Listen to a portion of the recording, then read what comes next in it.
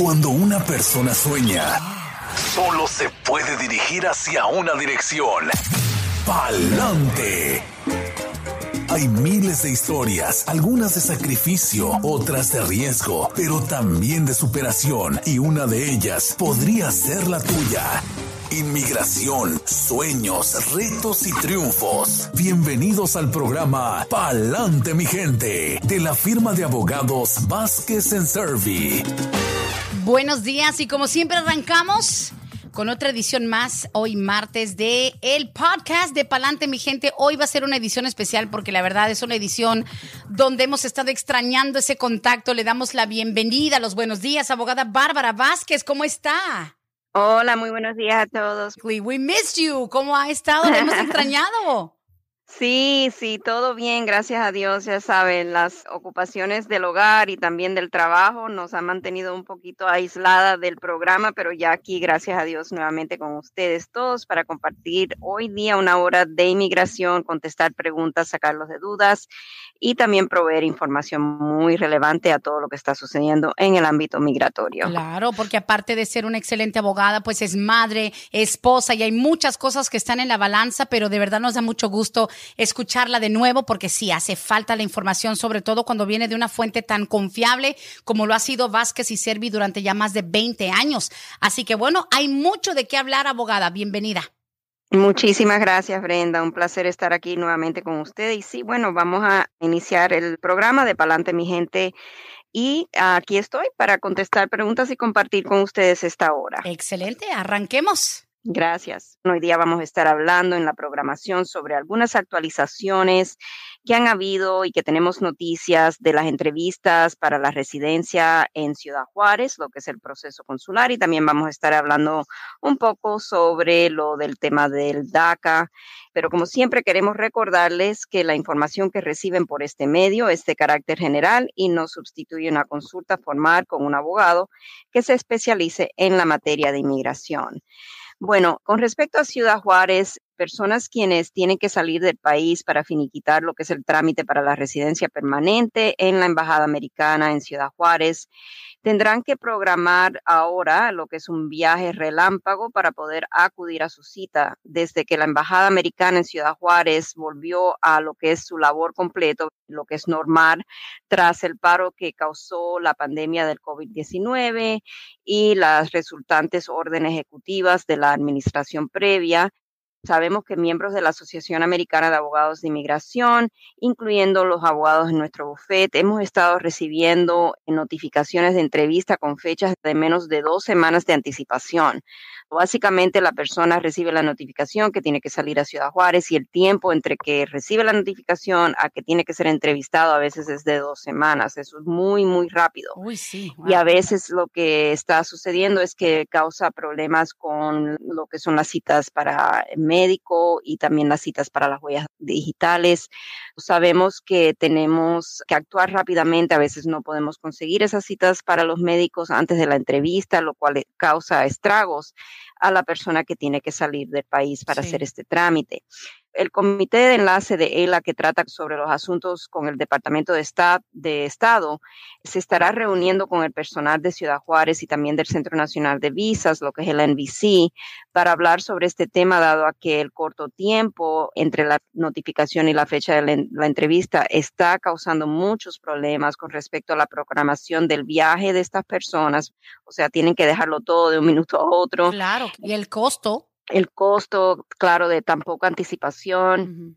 Está siendo difícil conseguir citas para huellas y también para el examen médico. A veces las oficinas de los doctores están todos topados con consultas y no tienen citas disponibles. Sí. Estamos teniendo esas dificultades en estos casos. Uh-huh. Simplemente le hago saber lo que está pasando y que sí están tomando acción el Comité de Enlace de ELA, a lo cual nosotros pertenecemos, y que vamos a tener alguna actualización, pero para este mes o el mes entrante, sobre este tema, a ver si a lo mejor Ciudad Juárez calma un poco las citas relámpagas que están haciendo en estos momentos. Yeah. También sobre el DACA, sabemos que tras la decisión del juez Hannon de la Corte Federal en Texas, USCIS actualizó las respuestas a las preguntas frecuentes sobre el DACA, y que ellos están viendo si pueden a lo mejor fortalecer lo que es el programa de DACA con con a lo mejor hacer alguna regulación, algo que pueda fortalecer el programa para que no esté tambaleándose como ha venido tambaleándose Sí. todos estos años, entre que sí vamos a aceptar, no vamos a aceptar absolutamente ninguna solicitud nueva. O sea, es mucho va y viene. Y ahora con este nuevo dictamen de la Corte Federal en Texas, desafortunadamente esto ha puesto a USCIS en la situación que tiene que actualizar el manual de políticas, lo cual ya lo ha hecho, indicando que las solicitudes iniciales para el DACA que están pendientes con la agencia, o sea, cuando el dictamen resultó, esas solicitudes que ya estaban pendientes con USCIS están puestas ahora en un hold indefinido y no serán decididas hasta que algo se movilice o algo cambie con ese dictamen, ya sea una apelación por parte del gobierno federal o que a lo mejor haya alguna venida hacia la legalización para los jóvenes soñadores, que algo básicamente positivo pueda pasar para que USCIS entonces pueda reanular lo que es el tomo de esas solicitudes iniciales y darle seguimiento con una adjudicación, ya sea una aprobación o denegación. Ujú. También USCIS anunció que no dará reembolso sobre las solicitudes que están en hold porque todavía no han sido decididas. Ellos están, creo que, esperanzados en que el DACA va a seguir, tal vez por una acción que tome el gobierno federal, y nosotros estamos en espera de una orientación adicional. Pensamos vamos a recibir prontamente y se la vamos a dejar saber en cuanto tengamos alguna noticia nueva sobre ese tema. Ujú. Pero efectivamente, ahorita DACA está pausado, o sea, quienes han solicitado un nuevo beneficio.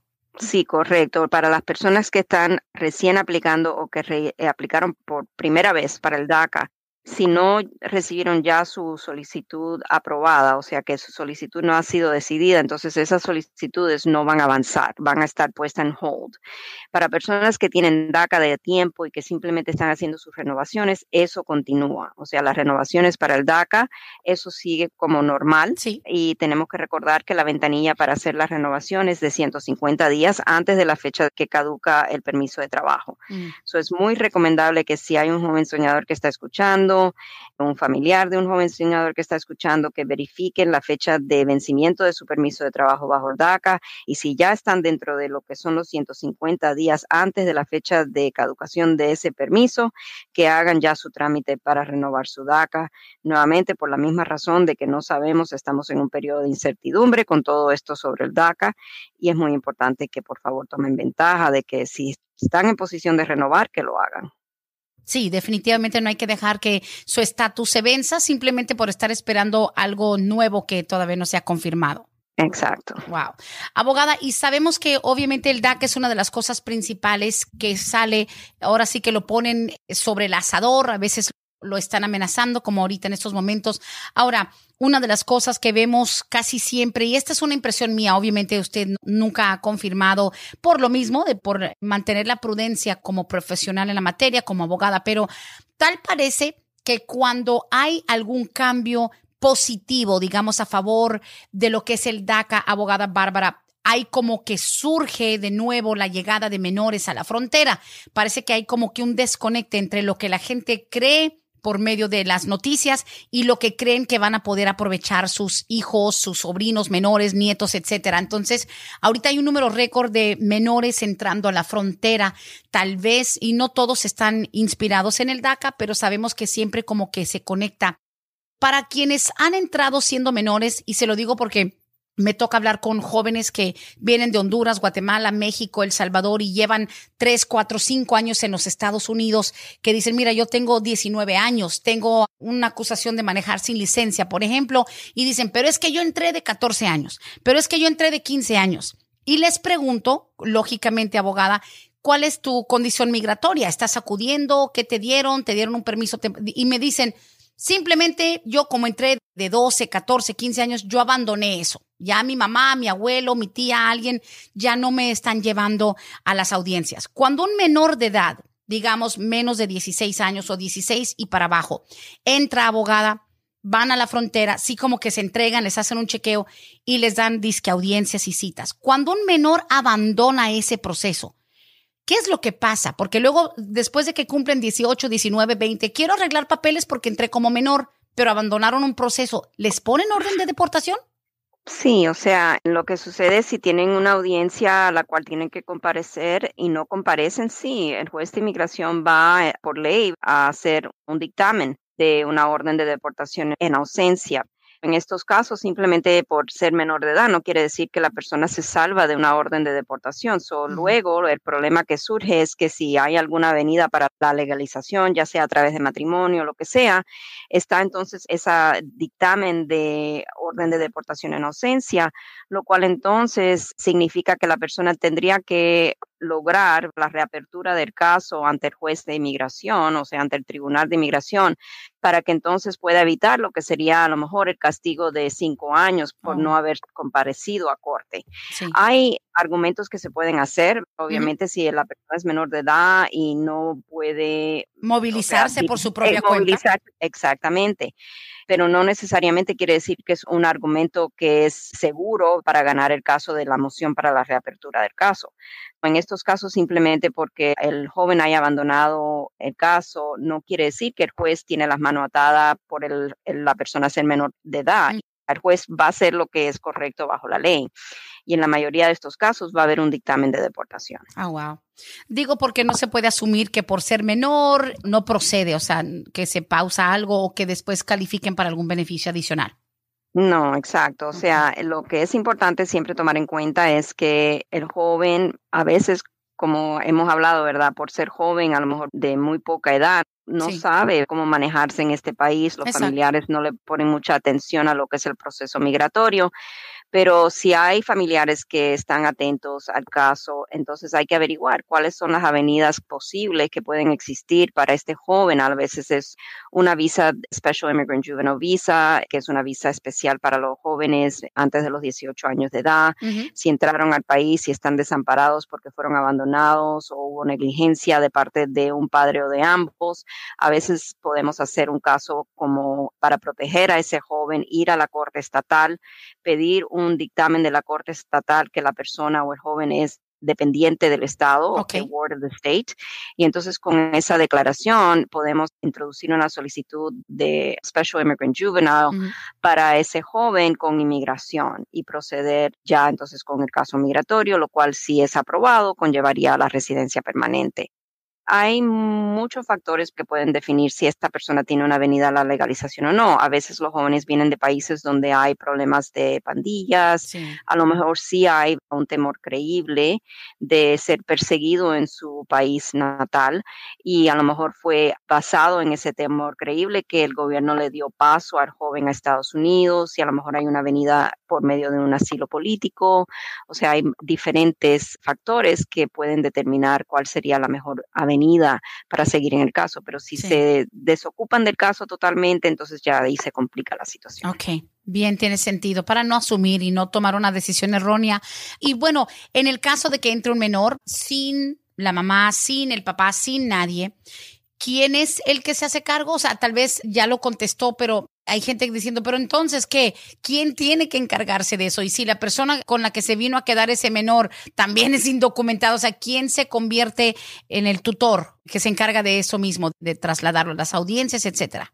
Eso es todo un proceso en la frontera. Eso usualmente tiene que ver con una oficina especial que trata para las personas que entran menores de edad. Ujú. Y entonces usualmente tratan de averiguar si el joven tiene un pariente aquí en Estados Unidos que pueda a lo mejor hacerse cargo. Y cuando ese pariente se hace cargo del joven, está básicamente dando su palabra que va a llevar al joven a sus audiencias, que va a seguir con el trámite. Pero a veces, como ha dicho Brenda, a veces eso cae, o sea, es demasiado para el pariente Sí, sí. ir a todas las audiencias, es a lo mejor muy costoso lo que es el proceso migratorio y entonces el caso se desenlaza y el joven nunca acude a las cortes y entonces existe lo que es esta posibilidad de una orden de deportación, Mm. pero sí es todo un proceso. Ya, definitivamente. Abogada, y desde que comenzó el programa hace aproximadamente 17 minutos, ya tengo como 5 preguntas que es Okay. exactamente lo mismo, pero las preguntas es la misma de 5 personas distintas. Entonces, los que ya fuimos a poner huellas para el DACA nuevo, estamos en proceso de espera, no nos han aprobado, se sabe qué significa o en la etapa después de que pones huellas. Para el propósito del dictamen de la Corte Federal en Texas, aunque hayan tomado las huellas, eso no significa que ya inmigración puede avanzar, adjudicar o decidir la solicitud. Las huellas están ahí. Si el caso vuelve a ser retomado por USCIS porque se levanta el paro que existe en estos momentos, entonces USCIS va a volver a utilizar seguramente esas huellas que se la tomaron digitalmente y van entonces a proceder a aprobar o denegar el caso, dependiendo si la persona tiene mérito el caso de DACA o no. Pero por el momento, aunque se hayan tomado las huellas dactilares, mientras exista el paro que existe en estos momentos por el dictamen de la Corte Federal en Texas, esas solicitudes están en hold. Solamente aquellas personas que tuvieron la suerte de tener esa solicitud aprobada antes de la fecha del dictamen del juez Hannon, o sea, ya tienen DACA. Y ahí no pueden hacer nada. Exacto. Pero si su solicitud todavía no ha sido aprobada, aunque se hayan tomado las huellas dactilares, su solicitud va a ser puesta en hold. Definitivamente hay tanta información fluida, se está moviendo día con día y pues más que nada saber que de repente algunas personas están en una área gris, un limbo donde igual pueden pasar meses que no sepan nada, puede llegarles algo. Para los que acaban de sintonizar el día de hoy, el podcast de Pa'lante Mi Gente, como que renovando un poco la información, sobre todo acerca de lo que es el DACA, solicitudes nuevas, también lo que tiene que ver con estos procesos de Ciudad Juárez. Ay, abogada, porque no hay un programa donde no digan cómo andamos con las entrevistas en Ciudad Juárez, los que acaban de entrar a la sintonía, de que están mandando fecha relámpago, donde te dan tal vez 7 días, 10 días para preparar el viaje. Y muchos han de estar pensando, pero es que llevo 1 año, 2 años esperando, sería absurdo todavía decir, well, you know what, siempre no estoy ready. La gente, ¿usted cree que se beneficiarían mejor en preparar todo deprisa? O sea, es mejor respetar, es porque me están preguntando, entonces, cuando te mandan una cita con tan poco tiempo, ¿es mejor aceptar esa cita y hacerla? Eso depende de la persona y los factores particulares de esa persona, de familia, de economía, todas esas cosas. O sea, si la persona puede acudir a su cita, entonces es recomendable que acuda, ¿verdad? A la cita, porque no sabemos, y esa es la pregunta del millón. Ok, si yo cancelo mi cita y pido que me den otra cita más tarde, ¿cuánto tiempo tengo que esperar? Y de ninguna manera podemos darle esa información porque no la sabemos. O sea, no sabemos si esas citas van a ser reprogramadas en 1 mes, 2 meses, 1 año, 2 años, ¿me entiendes? Es preferible, si la persona puede acudir a la cita, que acuda. Pero sí hemos tenido casos donde la persona no puede salir del país simplemente por razones familiares, razones de trabajo, y es demasiado apresurado el viaje, porque, o sea, de recibir la notificación hoy día y tener que programar un viaje y en 2 semanas estar ya en la cita, muchas personas no pueden cumplir con eso. Es verdad. Pero sí le estamos recomendando a los clientes que tengan los recursos financieros para hacer ese viaje relámpago, o que no tengan ningún factor que evite que puedan salir del país y acudir a sus citas, que acudan para no tener que esperar más tiempo. Porque ya de ahí no podemos, si mandamos a pedir una nueva cita, no le podemos decir cuándo. Sí, es verdad. No, y cuando se trata de migración no hay garantía en lo absoluto de nada. Exacto, y lo otro que tenemos que tomar en cuenta es que no sabemos qué va a pasar con lo del COVID. Todavía no estamos clear, no estamos totalmente a salvo de que no haya otro cierre o que las cosas no vuelvan a estar lentas nuevamente, desafortunadamente, con todo lo que está surgiendo ahora con este nuevo variante. O sea, si, por ejemplo, en Ciudad Juárez hay un brote, ¿verdad? Grande, entonces ahí tendríamos el problema de que la embajada seguramente va a estar operando mínimamente o no operando en total. Y ahí van a venir nuevamente estragos en los casos, en las citas que están programando. Es verdad. Wow. Pues estamos en un momento fluido. De repente quieren reabrir y dar citas en 1 semana, 2 semanas, y de repente cierran otra vez por otro año, 8 meses, 10 meses. Hay que tomar las cosas sobre todo con mucha paciencia, porque de que se va a necesitar, se va a necesitar. Siguiente pregunta dice, más o menos ¿cuánto se está tardando un proceso para una madre residente que pide una hija desde México? Mi hermana, por ejemplo, nunca ha estado en los Estados Unidos. Mi mamá se hizo residente hace poco por medio de su esposo, pero yo no puedo porque estoy casada. Mi hermana tiene 26 años, nunca ha venido a este país, y mi madre tiene apenas 1 año de residente. ¿Cuánto se tarda más o menos? Pues estoy asumiendo que la hija, de esta señora, la de 26 años, es soltera, porque sabemos que un padre residente no puede pedir a un hijo casado. Exacto. Ella tiene 26 años de edad, está en la categoría 2B. de México y van en la fecha del 1 de marzo del año 2000. Estaríamos hablando más o menos 21 años aproximadamente o más para que pueda emigrar, exacto, la hija de 26 años a Estados Unidos. Wow. Si durante el proceso, vamos a decir, si la mamá hace la petición familiar y durante el proceso la hija se casa, entonces esa solicitud ya no sirve porque al casarse pierde el beneficio de la solicitud. Hay cosas que averiguar también. En el caso, me gustaría averiguar, por ejemplo, quién pidió a la mamá. Por su esposo. Ok. Se hizo residente hace un año, so seguramente a lo mejor es un matrimonio nuevo, a lo mejor la hija de 26 años nunca fue solicitada previamente. No sé si el esposo de la señora es el padre biológico de la hija de 26 años. Hay muchos factores, como pueden ver, que durante una consulta formal tendríamos que evaluar para ver si hay un proceso donde ella quedó incluida y a lo mejor podemos usar la fecha de prioridad de una solicitud para avanzar, ¿me entienden? El tiempo.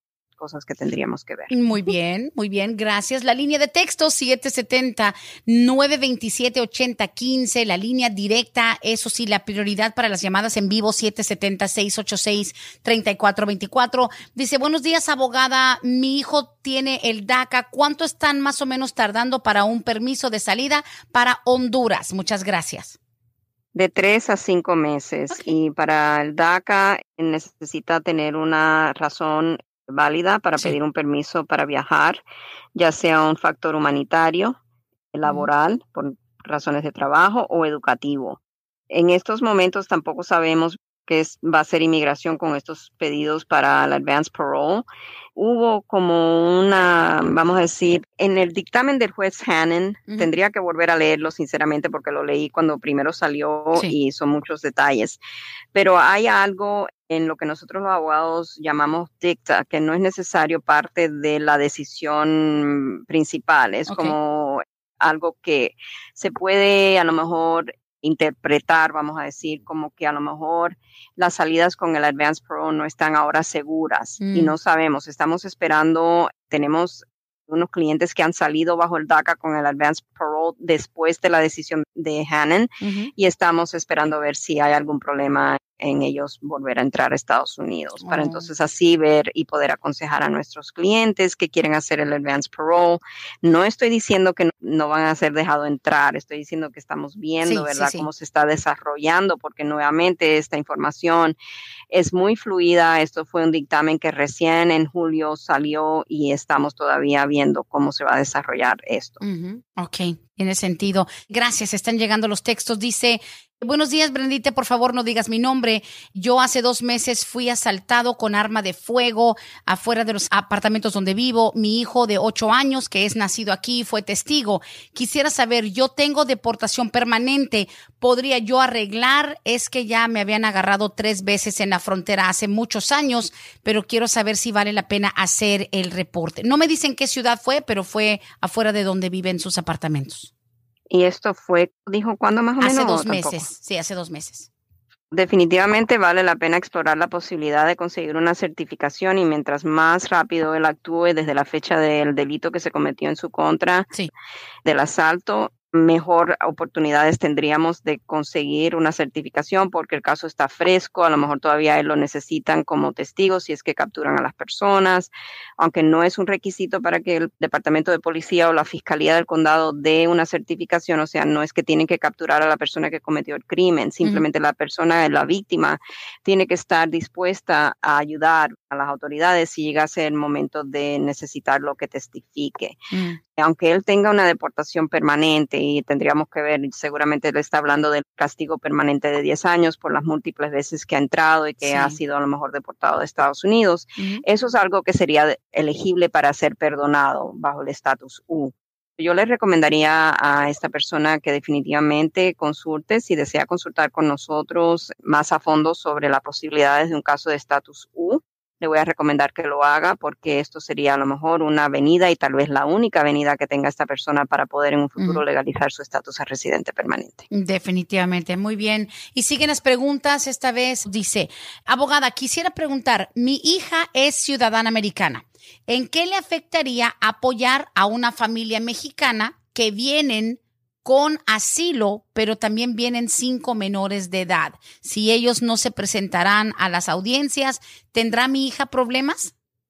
Okay, no estoy segura en qué es lo que estaría apoyando la hija, o sea, Sí. porque aquí no hay ningún apoyo económico necesario. Cuando las Ujú. personas están pidiendo asilo político, no hay que hacer Sí, una affidavit de manutención y tampoco ella estaría en posición para hacer una affidavit de manutención porque no ujú, es un familiar exacto. inmediato, parece ser Sí. amistades o algo así. Esta pregunta nos llegó la semana pasada durante el espacio que no hubo programa y la guardamos y dice que si hay algún problema de que vivan en su casa de mi hija y quieran toda la información de ella, o sea, que respondan por ellos, pero Ujú, dije yo, qué raro que una persona ciudadana right. tenga que responder por una familia entera. A lo mejor lo que está pasando es que no sé si están detenidos las personas que vienen de Ujú, México, a lo ujú. mejor están en detención, a lo mejor han tenido su cita de temor creíble y están buscando a lo mejor una persona para poder darle libertad y que puedan entrar a Estados Unidos para seguir con su trámite. Simplemente en estos casos, cuando la persona quiere hacer un favor así y darle cupo a la familia o a una persona en su hogar. Es muy Sí. importante tomar en cuenta si hay personas que están en el hogar de manera indocumentada. Ujú. Es muy importante tomar ese punto en cuenta porque si, por ejemplo, estas personas a quien ella va a alojar no cumplen con sus cortes, etcétera, y si llega, vamos a decir, inmigración por ellos y Sí, hay otras personas que a lo mejor ni estaban en el radar de inmigración, algo que correcto. se vio mucho durante la era de Trump, Sí, llegaban a sí, las casas y que caían casos colaterales, lo mm, que llamamos casos colaterales. O si sí. ella tiene algún familiar que está viviendo con ella y que está indocumentado en el país, pero no está ese familiar en ningún riesgo, en el radar de inmigración, entonces al acoger a otra familia, ella no está 100% segura, seguramente si esta familia va a acudir a sus citas, si va a cumplir con los requisitos de la ley, y ahí puede que a lo mejor, no estoy diciendo que va a pasar, Sí. si migración llega por estas personas porque a lo mejor hay una orden de deportación en un futuro, pueden haber casos colaterales. Bueno, hay que tomar en cuenta eso y sobre todo cuando uno se compromete, dependiendo hasta qué profundidad te hacen preguntas y te comprometen, pues sí, o hay como que una preocupación de algún riesgo y es Ujú. entendible. Bien. Aquí dice, oye, Brendita, mi hija tiene 13 años aquí en los Estados Unidos. Ella entró cuando tenía 2 años. Somos de México. Ella no califica para el DACA, ¿verdad que ahí no hay ningún permiso para ella? No, si entró a los 2 años, quiere Mm. decir que hace 13 años que está aquí, estamos en el 2020-21. Tiene 15 años de edad, me imagino, porque llegó cuando tenía 2 años y ya lleva 13 aquí. Sí, So, 8 más all right. 13, 21. Sí, Sí, 2008. ok. I was like, wait a minute. Sí, Right, tiene 13 años. 2008. So, Así es. básicamente, eso es uno de los requisitos para aplicar al DACA, es que tiene que haber residido aquí continuamente desde por lo menos el 15 de junio del Sí. 2007. Primero que nada, entró tarde y segundo, en estos momentos no podemos aplicar un DACA inicial. No, no alcanzó, era la fecha límite. Lo hablábamos antes del programa, al presentar el tema, era precisamente una de las cosas que más está provocando ese suspiro, like, oh man, tenían que haber estado aquí desde antes o mínimo del 2007 para alcanzar estar dentro de esa fecha límite cuando el programa se presenta en el 2012. Siguiente pregunta, dice, ¿cuántos años como residente debo tener para hacerme ciudadana? Dice, porque yo me hice residente a través de mi hija, que es ciudadana. Llevo 4 años como residente. Al igual, quisiera saber al respecto del test de la ciudadanía, porque entiendo muy poco el idioma. Me han dicho que puedo llevar un intérprete para realizar el test en inglés. ¿Es cierto? Le pregunté a la persona cuántos años tiene y tiene 57 años de edad y 4 años siendo residente. ¿Cómo es el proceso para su ciudadanía? Ok, para el examen en español y poder llevar un intérprete, tiene que tener 50 años de edad y 20 años con la residencia o 55 años de edad y 15 años con la residencia. So, al tener 4 años solamente con la residencia, no va a calificar para tomar el examen en español y van a requerir que tenga el inglés. Okay. Sí, sí, Es lo sí. principal. Una persona que haya recibido la residencia a través de un hijo ciudadano estadounidense puede ser elegible, si tiene todos los requisitos, aplicar para la ciudadanía ya siendo residente por 4 años, 9 meses. Okay. Si esta señora, asumiendo que tenga un inglés, a lo mejor no muy fluido, pero que pueda defenderse con el inglés, pueda estudiar las preguntas y las respuestas y pueda responder en inglés, entonces a los 4 años, 9 meses de ser residente puede introducir su solicitud para la ciudadanía. Pero para tomar el examen en español con un intérprete, tiene que tener ambos la edad de 50 años y 20 años con residencia, o 55 años de edad y 15 años con la residencia. Okay. Muchas personas confunden ese tema y piensan simplemente que por ya tener 50 o más y por ser residente pueden hacer el examen en español. No. Y no toman en cuenta que tienen que tener también el tiempo como residente para poder pedir la exención del idioma. Claro que sí. Y por cierto, en general, ¿cuánto se está tardando el proceso de la ciudadanía? Asumiendo que ya tienen el tiempo mínimo, más o menos, ¿cuánto se tarda? Ok, de 10 meses y medio a 16 meses aquí en Atlanta, una vez que se entrega la solicitud, es el promedio, estimated time range. So you said 10 to 16 months? 10 and a half to 16 months. Listo. O sea, más o menos un año a año y medio, para ponerlo así generalizado. Dice aquí, ¿cuánto se tarda para visa juvenil? Gracias, es todo lo que me escribieron. Eso tengo que mirar y también va a depender del proceso, o sea, ¿dónde está la persona en el proceso? Es una pregunta un poco difícil de decirle. Muy general. Porque necesito saber si ya introdujo la I-360 y qué fecha tiene esa solicitud para poder darle esa información. Sí, visa juvenil es que, o sea, asumiendo que entró nada más un menor de edad por la frontera sin ninguna presencia adulta, ¿no?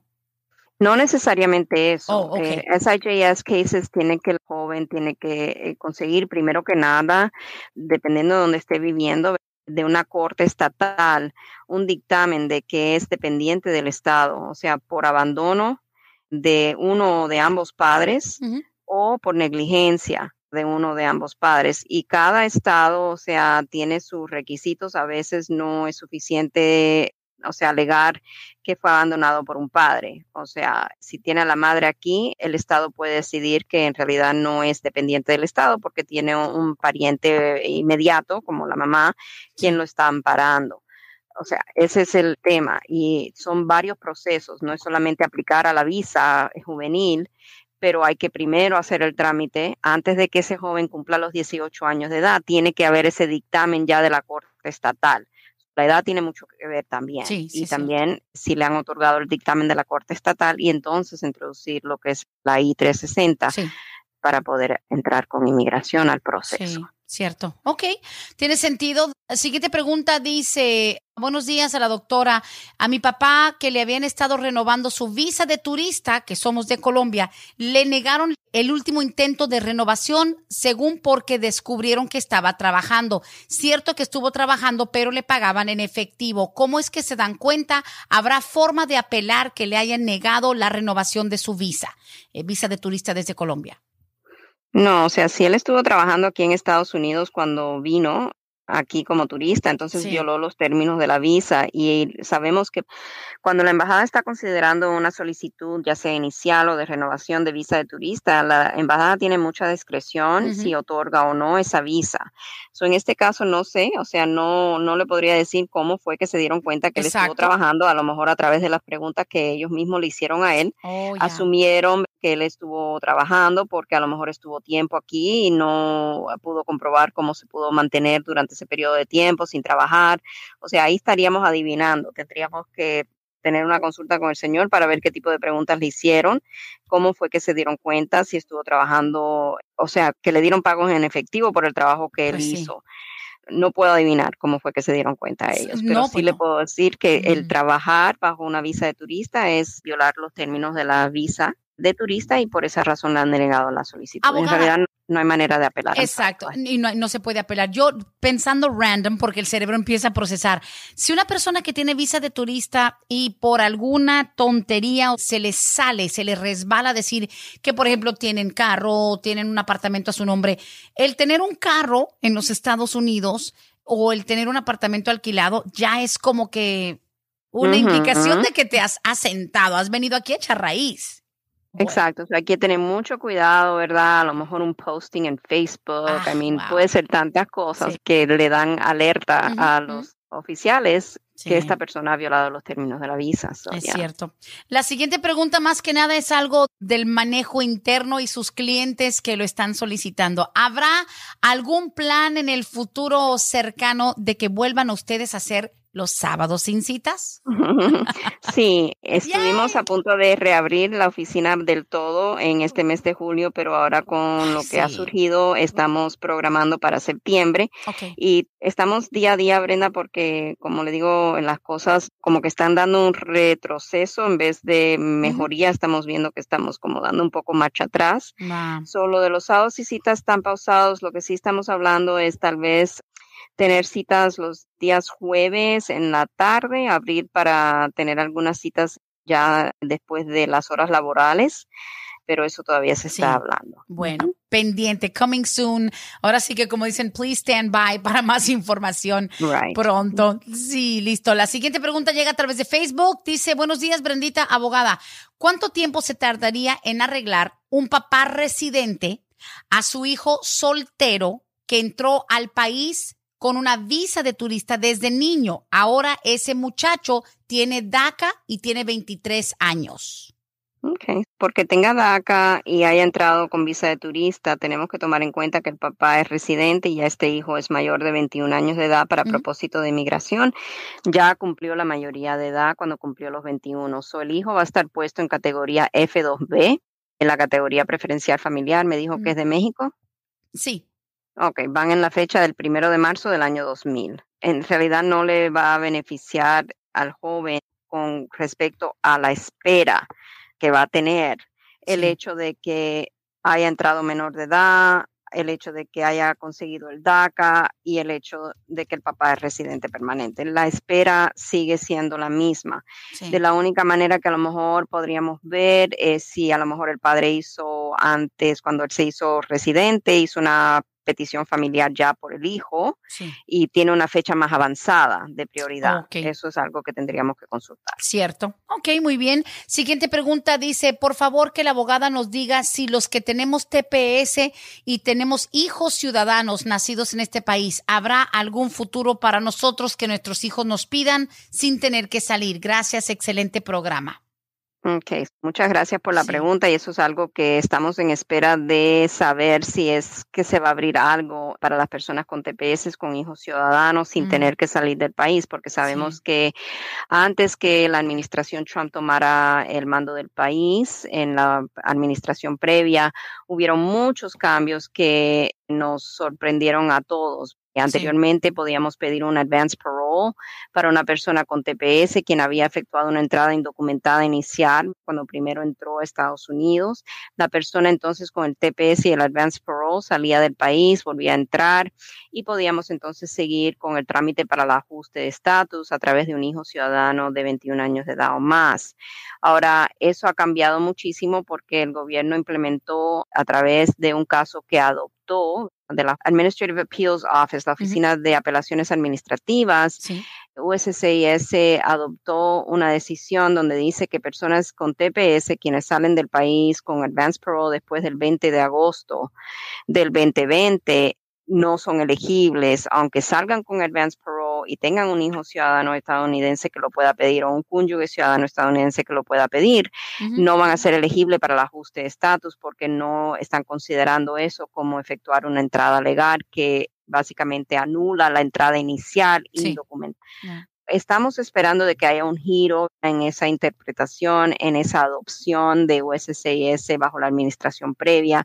Esperamos que esta administración a lo mejor dé reverse a esa adopción y que podamos proceder, pero hasta que no haya un cambio, en realidad tenemos las manos atadas, pero sí Sí. estamos siguiendo las noticias con Ok. respecto a eso. Excelente. Dice aquí, buenos días. Quisiera saber acerca de mi proceso. Yo soy ciudadana americana, nacida aquí y tengo mi prometido que vive en Honduras. Nunca ha estado aquí en los Estados Unidos. Nos conocimos por medio de unos familiares suyos aquí en Atlanta, pero estoy atravesando un proceso de divorcio un poco complicado.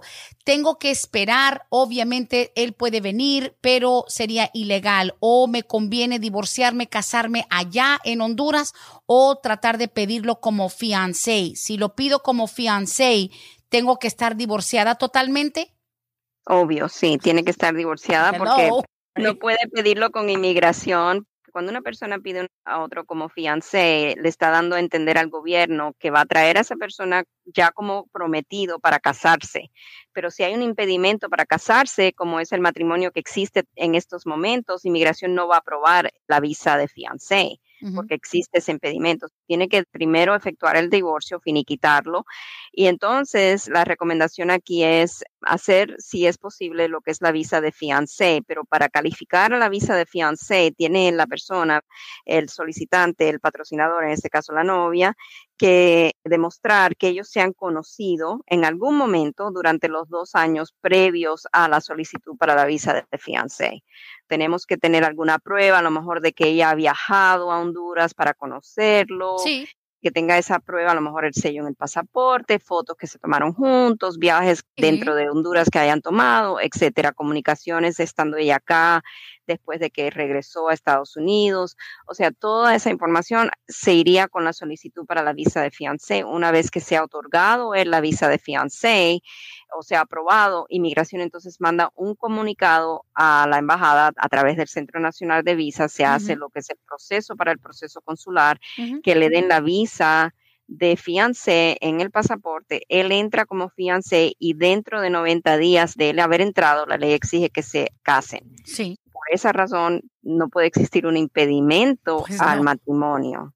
Divórciese, mi gente, por favor, porque sí, tienen que finiquitar algo antes de que empiece algo nuevo. A ver, dice, ¿puedes preguntar a la abogada? Sí. Número 1, ¿puedo arreglar en un futuro? Primero tengo una petición por mi hermano, ciudadano, me imagino, obviamente un hermano residente no puede pedir a un hermano, dice, petición por mi hermano desde hace 6 años. Mi hijo va a cumplir ya 21 años pronto y mi mamá es residente legal. ¿Podría yo arreglar en el futuro? Ok, es muy buena pregunta y lo que le voy a contestar es en términos muy general porque Sí. no sé el historial migratorio de esta persona que hace esta pregunta y tampoco sé el historial penal. Pero el hijo de ciudadano, o sea, a través del hermano va a estar esperando mucho tiempo. No sé de qué país es, pero si asumo que es de México, van en la fecha del 22 de enero del 99. Eso depende. Si el hermano hizo la solicitud hace 6 años, ya sabe, tiene muchos años de espera porque estas fechas no se mueven como el calendario día por día. Puede estar esperando décadas para poder hacerse residente a través de esa solicitud del hermano. También, si él es soltero, la mamá lo puede pedir, pero también es muy larga la espera. Van en el año 2000, marzo 1 del año 2000. Si el hijo lo pide como ciudadano mayor de 21 años de edad, entonces no hay espera, no hay lista de espera, simplemente lo que es el proceso del caso, que se toma inmigración en decidir la solicitud. Él dice que la mamá es residente, a lo mejor a través de la mamá podemos solicitar, si es necesario, un perdón por presencia indocumentada que él haya adquirido aquí en Estados Unidos. Porque sabemos que para el perdón del castigo de presencia indocumentada, la persona tiene que contar con mamá o papá o cónyuges residentes o ciudadanos. A través del hijo no podemos pedir el perdón, pero el beneficio aquí es que él tiene ya a su madre, quien es residente. Lo otro que no sabemos en este caso para poder analizarlo completamente, aparte del historial migratorio, es cómo entró, qué es parte del historial migratorio, cómo entró esta persona a Estados Unidos. Si él entró con una visa, vamos a decir, de turista y simplemente se quedó y ya nunca más ha salido del país y no ha tenido problemas con inmigración, entonces el hijo ciudadano lo puede pedir y podemos hacer un ajuste de estatus aquí dentro de Estados Unidos para la residencia sin que él tenga que salir del país. Muchas cosas que explorar antes de poder darle una decisión ya definida de cómo se puede trabajar el caso. Claro, pero esta radio escucha es una dama, dice, pero por lo menos está como que armada la situación, abogada, donde tiene el beneficio que a muchos les hace falta, que es esa mamá con la residencia, con papeles. Entonces, ella, al tener un hijo que va a cumplir 21 años, ya está pedida por su hermano, esta señora, pero está la mamá como residente. Tiene lo que parecen ser, por lo menos, los factores principales, obviamente tomando en cuenta que van a checar cuántas veces entró, si la agarraron en la frontera, su historial criminal, pero pues sí, o sea, cumple con por lo menos unos requisitos muy importantes de los cuales muchos carecen.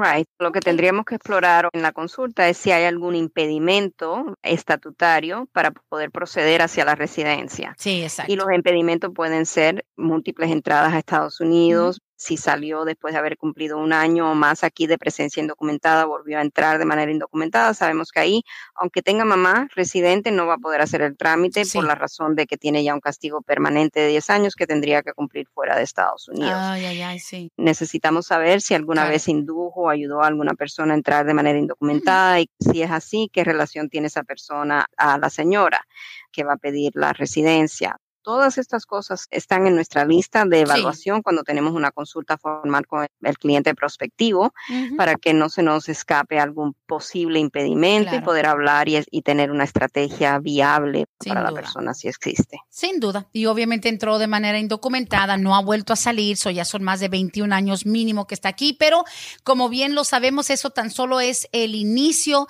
de lo que sería una consulta también en la oficina y vamos a aprovechar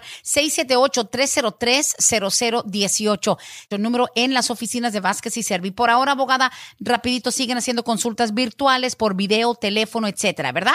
Correcto. Muy bien, listo. Cualquier entrega de documentos también dependiendo de la necesidad podrían acudir, pero por favor hacer cita previa y no solamente llegar así de sorpresa.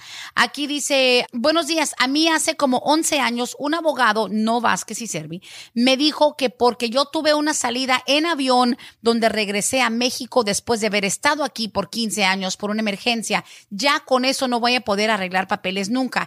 Esto es verdad, es cierto que entré indocumentado, pero salí en avión por la muerte de uno de mis seres queridos.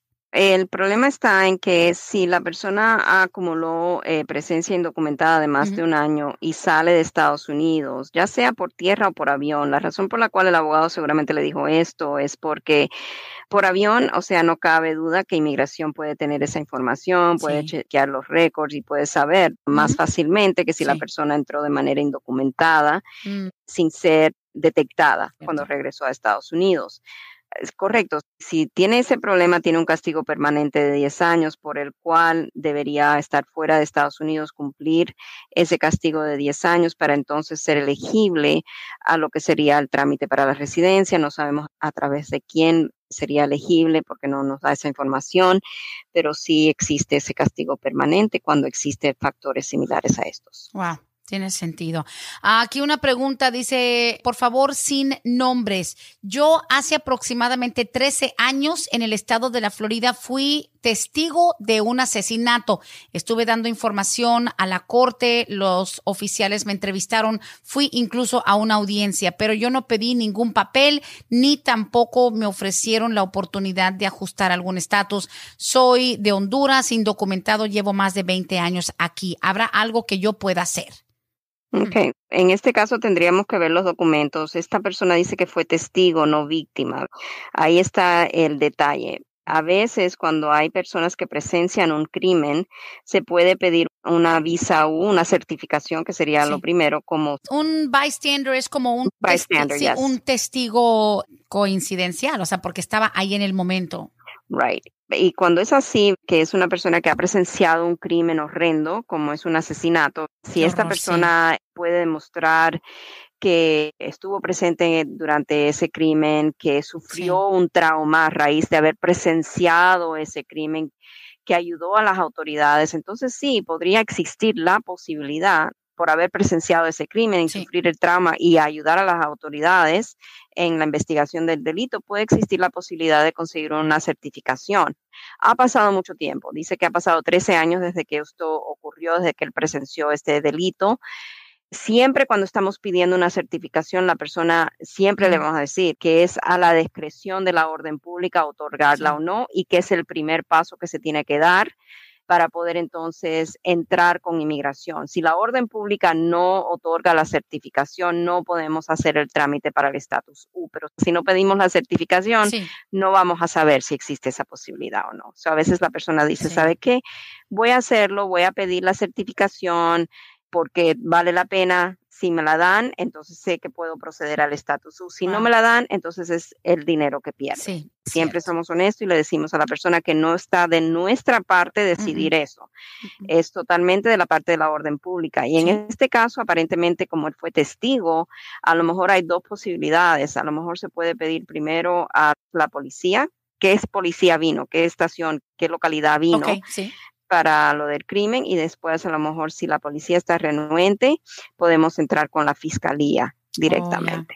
Y aparte de eso, obviamente en un caso de homicidio como el que presenció esta persona, pues queda un registro, hay una víctima, o sea, son 13 años, pero igual, o sea, queda eso. O sea, mucha gente abogada tal vez piensa que para su favor, digamos, pero como el señor que ahorita mandó el otro texto anterior, o sea, yo salí en avión, pero ya hace más de 15 años y aquí, por ejemplo, hace 13 años, pero todavía hay como registro. O sea, para ciertas cosas el tiempo te ayuda, pero no hay garantía ni siquiera que algo se borre después de un tiempo. La gente cree, yo pues sí me agarraron, pero hace ya 20 años. Pues estamos hablando de que hace 20 años era el 2001. Tampoco fue en la época de piedra, no era la era de piedra, Right. no, o sea, se hacían cosas de manera digital ya desde hace más de 20 años. Exacto, o sea, siempre cuando hay algún antecedente migratorio, siempre vamos a ser bien cautelosos y pedir lo que es el expediente migratorio a las diferentes entidades donde la persona tal vez pudo tener contactos, o a lo mejor a donde exista un récord de huellas dactilares que hayan sido tomadas Ujú. por haber tenido ese contacto con las autoridades, para explorar si va a haber algún inconveniente en poder avanzar al trámite que la persona quiere hacer. Sí. Eso es parte de nuestro trabajo. Pero sí, Brenda, siempre tenemos que tomar en cuenta también que es muy importante ser honestos, porque lo que no queremos nunca es que si no hay honestidad, si el cliente no nos divulga todo, a veces la misma persona se está perjudicando, porque los mandamos a lo mejor a Ciudad Juárez o a Tegucigalpa, de donde sea la persona, para que puedan recibir la residencia, y la persona entonces se encuentra con que a lo mejor ahí salió algo que no teníamos nosotros pendiente, porque Ujú. nunca lo divulgó, una orden de deportación previa, por ejemplo, etcétera, una detención en la frontera que a lo mejor haya resultado en una orden expedita. Todas esas cosas tienen mucho que ver y no queremos nunca que nuestro cliente quede perjudicado. Excelente. Abogada, le pido un análisis de aproximadamente unos 30 o 60 segundos. Una excelente pregunta que nos llega. Con esta cerramos. Dice, si el abogado nos puede explicar por qué a veces una infracción simple de tránsito termina con una deportación. ¿Qué tiene que ver lo que uno hace manejando por las calles, aún siendo un cargo de no licencia, y que termine siendo la persona removida del país? O sea, es muy complicado, pero hay una explicación sencilla de por qué en algunos lugares todavía del estado de Georgia y me imagino del país, un ticket de tránsito termina con la deportación de una persona. ¿Cómo están conectados? El tener ese contacto con las autoridades locales por una infracción de tránsito a veces sí resulta en que la persona sea puesta en trámite de deportación, o si la persona ya tiene una orden de deportación previa, que Sí. inmigración sea llamado y que inmigración entonces quiera restaurar o ejecutar esa orden de deportación previa. Claro. Es el estatus migratorio de la persona que tiene que ver en este caso. Si las autoridades de la localidad saben o se dan cuenta porque miran el sistema que la persona en realidad está indocumentada en Estados Unidos, entonces las autoridades, especialmente en los condados, tendría que mirar a ver cuáles todavía tienen el programa de 287G. En el estado de Georgia pueden llamar a las autoridades de inmigración, y si inmigración va por la persona, entonces empieza lo que es un proceso de deportación. Las personas que mayormente corren riesgo en esta situación y bajo esta administración son personas que ya tienen una orden de deportación previa que no han ejecutado, o que a lo mejor se encuentran nuevamente en Estados Unidos después de una orden de deportación. Wow, hay muchas razones. Aquí más que nada no es tanto que te estén deportando por manejar sin licencia, te están deportando porque alguna infracción provocó contacto con las autoridades migratorias, así de sencilla, así es que se conecta. Pero bueno, aprovechando 678-303-0018, hagan sus citas, hagan sus consultas, todo es virtual por ahora, y pues ya saben que cualquiera de los integrantes del equipo de Vázquez y Servi ofrece el mismo nivel de profesionalismo. Abogada Bárbara, como siempre, la extrañamos y ojalá que dentro de 8 días estemos conectados de nuevo. Que así sea. Aquí los voy a esperar para el próximo martes, que no exista ningún inconveniente para poder estar con ustedes nuevamente. Muchas gracias, abogada. Y pues aquí finalizamos esta edición. Que tenga excelente semana. Igualmente a todos ustedes. Gracias, Brenda. Gracias. Hasta aquí hemos llegado hoy, pero siempre vamos pa'lante, mi gente, con Vázquez en Servi. Hasta la próxima.